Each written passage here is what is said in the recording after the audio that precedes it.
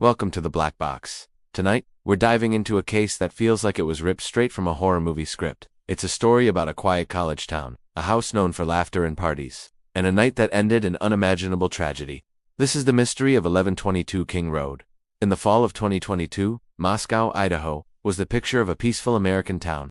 It's the kind of place where everyone knows each other, a place where students from the University of Idaho feel safe. At the heart of this community was a three-story house at 1122 King Road. It wasn't just a house, it was a home, a hub of youthful energy. 6 students lived there: Madison Mogan Cayley, Gun Culves, Sana Kernodal, Isan Chapin, and 2 other roommates who would unknowingly survive the nightmare to come. These weren't just names on a lease. They were friends, full of life, dreams, and the boundless optimism that comes with being in your early 20s.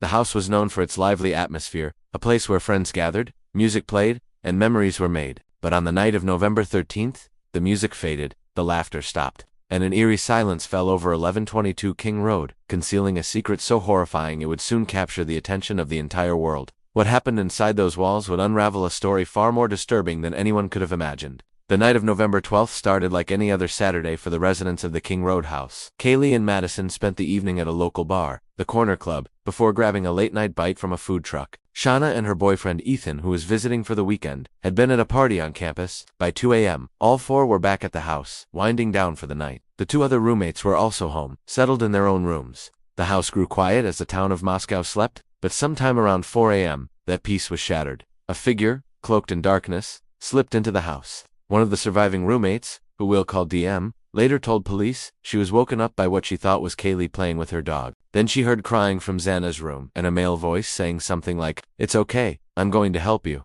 Frozen in her room, DM opened her door and saw a man dressed in black, wearing a mask that covered his nose and mouth. She described him as athletic, but not muscular, about 5'10", or taller, with bushy eyebrows. The figure walked right past her door as she stood there, in what she called a frozen shock phase. He exited through the back sliding glass door. She locked herself in her room, terrified. But one of the most puzzling parts of this case, no one called 911 for another 8 hours. The first call for help wasn't made until noon the next day, reporting an unconscious person. Why the long delay? Was it shock? Fear? Disbelief? It's a question that has haunted investigators and the public, adding another layer of mystery to an already baffling crime. When police finally arrived, they discovered a scene of unimaginable horror.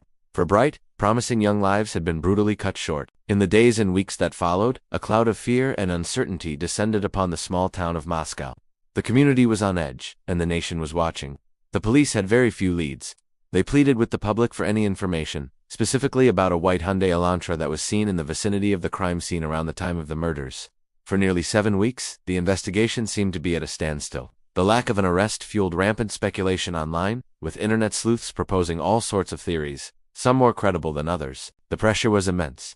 Then, on December 30th, nearly 2,500 miles away in Pennsylvania, the case broke wide open. Police arrested 28-year-old Brian Koberger. The arrest sent shockwaves through the country, not just because the suspect was finally in custody, but because of who he was. Brian Koberger wasn't some random drifter or a known violent offender. He was a PhD student in criminology and criminal justice at the nearby Washington State University, just a few miles across the state line from Moscow. This was a man who dedicated his academic life to studying the very thing he was now accused of: crime. He studied how criminals think, how they feel, how they rationalize their actions, and how they choose their victims. He had even once posted on Reddit, as part of a research project, asking former offenders to describe their thought processes while committing their crimes. The questions were chillingly specific. Why did you choose that victim or target over others?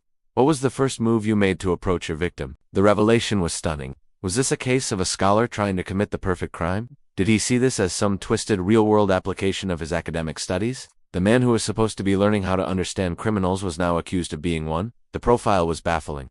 He had no prior violent criminal history and, by many accounts, was a quiet, intelligent, and somewhat awkward academic. This wasn't the typical profile of a mass murderer. The arrest of Brian Koberger didn't just provide a suspect. It deepened the mystery and posed a terrifying question: what turns a student of crime into an alleged killer? So, how did they catch him? For someone studying criminology, someone who should have understood police procedures and forensic science, the suspect made a critical, almost elementary, mistake. He left behind a clue, a single piece of evidence that would unravel his alleged perfect crime. At the crime scene, next to the body of Madison Megan, investigators found a tan leather knife sheath. It was the kind of small detail that could easily be overlooked in the chaos of such a brutal attack. But on the button snap of that sheath, Crime lab technicians found a single source of male DNA. It was a microscopic trace, but in the world of modern forensics, it was everything. Investigators ran the DNA through public genealogy databases, a technique that has helped crack numerous cold cases. They found a familial match to Kohberger's relatives. To confirm the link, they covertly collected a DNA sample from the trash at his family's home in Pennsylvania. It was a direct match to the DNA on the knife sheath. But the DNA wasn't the only thing. Technology, the very thing that connects our modern world, also created a digital trail that was impossible to erase. Police analyzed cell phone tower data, and what they found was deeply disturbing. They tracked Brian Kohberger's phone and discovered it had pinged in the area of the King Road house at least 12 times in the months leading up to the murders. Most of these instances were late at night or in the early morning hours. It suggested a chilling pattern of stalking, a methodical surveillance of the victims before the attack. His phone was conveniently turned off on the night of the murders, an apparent attempt to cover his tracks. But the data showing his phone's journey from his home towards the victim's house, and then away from it shortly after the estimated time of the attack, helped paint a damning picture. And what about the white Hyundai Elantra? Police found one registered to Kohberger. He had even changed the license plates just 5 days after the murders. It seemed that for all his academic knowledge of crime, the suspect was ultimately undone by classic detective work and the digital footprints he left behind. The case of the Idaho College murders is a chilling reminder that evil can wear the most unexpected disguises. It's not always the shadowy figure from a movie. Sometimes, it's the quiet neighbor, the brilliant student, the person you'd least expect. Brian Kohberger, a man who immersed himself in the academic study of criminal minds, now sits behind bars, his own mind the subject of intense scrutiny. As the world awaits his trial, we are left with haunting questions. Was this a random act of violence, a sudden explosion of darkness, or was it a meticulously planned experiment, a gruesome project by a student who wanted to see if he could outsmart the very system he was studying? The evidence seems to point towards a calculated, predatory act, but the true motive may forever be locked away inside the suspect's mind.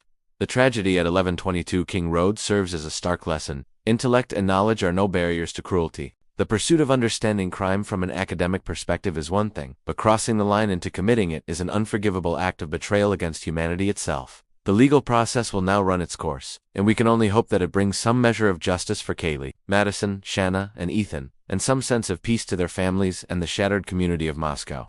The house on King Road has since been demolished, but the memory of what happened there, and the questions it raised, will linger for a very long time. Thank you for joining us on The Black Box. If you found this case as compelling as we did, be sure to like this video and subscribe to our channel for more deep dives into the mysteries that keep us up at night. Stay safe, and we'll see you in the next one.